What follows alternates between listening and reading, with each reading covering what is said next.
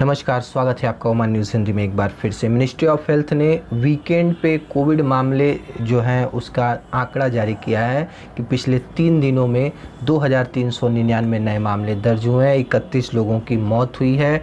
गुरुवार को 847, शुक्रवार को 735 और शनिवार को 817 नए मरीज सामने आए।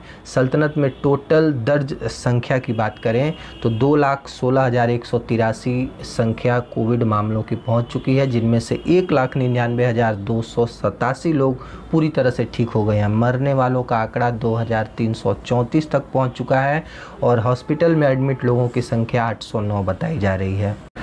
ओमान के मौसम वैज्ञानिकों ने एक चेतावनी जारी की है कि डोफार के इलाके में धूल भरी आंधियां उठने की आशंका है। साथ में बादल छाए रहने की भी आशंका मौसम वैज्ञानिकों ने जताई है।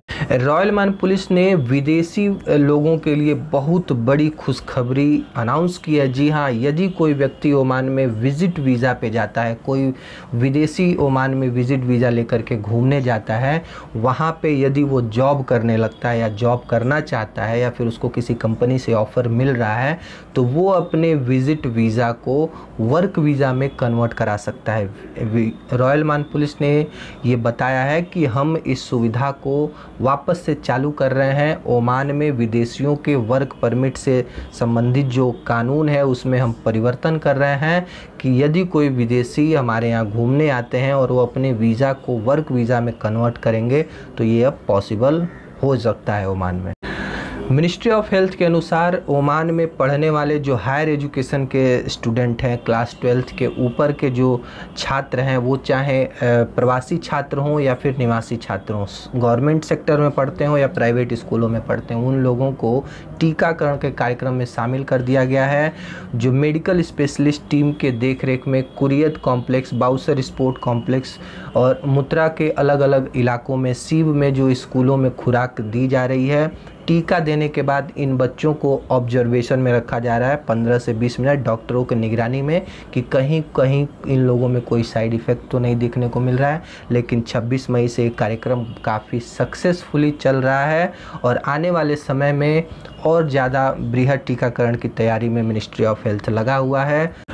ओमान समाचार एजेंसी के अनुसार आज भारत में पिछले 24 घंटे में सबसे कम मामले दर्ज हुए हैं। जी हाँ, पिछले 40 दिनों के ये सबसे कम आंकड़ा है कि भारत में 1,65,000 ही कोविड मामले दर्ज हुए हैं।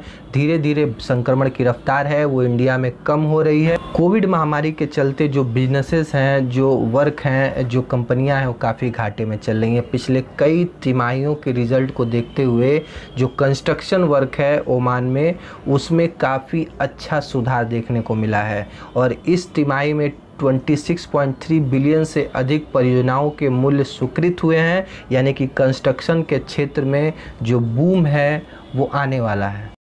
अगले अपडेट की बात करें तो petroleum development of Oman PDO ने स्वास्थ्य सुरक्षा और पर्यावरण के क्षेत्र में नौकरी प्रशिक्षण कार्यक्रम के लिए 50 नए रोजगार अवसर प्रदान करने का एक समझौता किया है, जिसके तहत विशेषज्ञ तकनीकी सेवाओं में स्नातक जो स्टूडेंट हैं उनको इस जॉब पे रखा जाएगा। जब से ओमान में रोजगार के लिए जो धरना प्रदर्शन हुआ था तो ये मैसेज क्लियरली सुल्तान हैतम बिन तारिक तक पहुंच गया कि लोगों की आवश्यकताएं क्या हैं और सबसे बड़ी यदि आवश्यकता है ओमान में तो वहाँ के जो लोकल ओमानी हैं उनको रोज़गार चाहिए। और इसके लिए सुल्तान हैतम बिन तारिक ने एक दिन का भी समय नहीं गंवाया। तुरंत ही जितने भी मंत्रालय हैं, जितने भी अतिरिक्त रोज़गार के अवसर हैं, उसकी घोषणा पे घोषणा की जा रही है। जो भी सिलेक्शन की प्रक्रिया है उसको काफ़ी तेज़ की जा रही है ताकि ओमान में कोई भी ऐसा व्यक्ति ना हो जो बेरोज़गार रहे, क्योंकि गवर्नमेंट ने जॉब सिक्योरिटी योजना का भी अनाउंस पिछले मार्च में किया था कि जिन व्यक्तियों को यदि जॉब गवर्नमेंट नहीं दे पा रही है उनको अनुदान राशि के रूप में हर महीने कुछ पैसा दिया जाएगा। ओमान में विभिन्न राज्यपालों के जो स्पेशलिस्ट टीम है, मेडिकल स्पेशलिस्ट कार्यकर्ताओं के साथ एक मीटिंग हुई, क्योंकि स्वास्थ्य सेवाओं को कैसे और आधुनिक बनाया जाए इसके मापदंडों के बारे में चर्चा हुई। रविवार को ये कार्यशाला का आयोजन किया गया।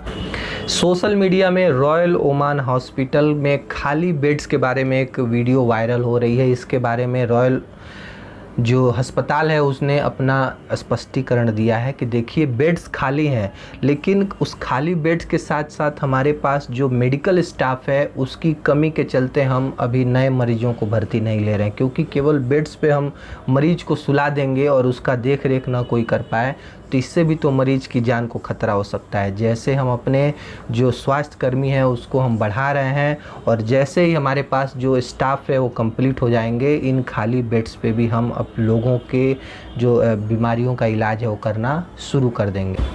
अगले अपडेट की बात करें तो यूएई से एक अपडेट आ रही है कि यदि कोई व्यक्ति कोविड महामारी की वजह से, कोविड बीमारी की वजह से यदि क्रिटिकल कंडीशन में है और उसकी उम्र 12 साल से अधिक है तो यूएई के जो ड्रग डिपार्टमेंट ने एक नई दवा को यूज़ करने की परमिशन दे दी है। जी हाँ, सोट्रोविमैब 7831 इस दवा का नाम है। ये एंटीबॉडी उपचार के लिए इस्तेमाल होता है और इससे मरीज को देने पर 85% जो चांस है वो कम हो जाता है उसके मरने की।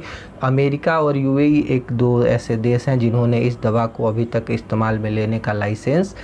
यूएई की सबसे अच्छी एयरलाइंस कंपनी एमिरेट्स ने एक बयान दिया है कि 30 जून तक भारत से किसी भी यात्री को यूएई में एंट्री करने की परमिशन नहीं दी जाएगी और यदि किसी भी देश के व्यक्ति जो पिछले 14 दिनों के अंदर भारत से यात्रा उन्होंने की है, हिस्ट्री रहा है, भारत से यात्रा का रिकॉर्ड रहा है 14 दिन के अंदर, तो उनको भी यूएई में प्रवेश से वंचित रखा जाएगा। भारत ने भी अपने नॉर्मल इंटरनेशनल फ़्लाइट को 30 जूनों तक कैंसिल कर दिया है कि 30 जून तक कोई भी नॉर्मल इंटरनेशनल फ़्लाइट भारत से उड़ान नहीं भरेगी। यूएई ने एक नया कानून लागू किया है कि यदि कोई पेरेंट्स अपने बच्चों की उपेक्षा करते हैं, उनको घर से निकाल देते हैं या फिर किसी प्रकार से उनके पढ़ाई में बाधा उत्पन्न करते हैं तो ऐसे पेरेंट्स या संरक्षकों पर 5000 दरहम का जुर्माना लगाया जाएगा।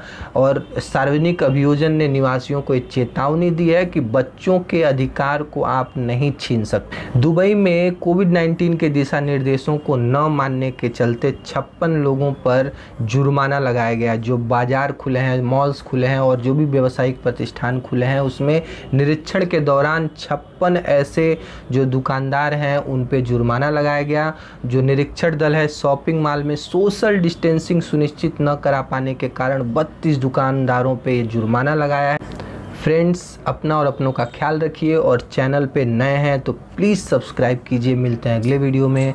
नमस्कार।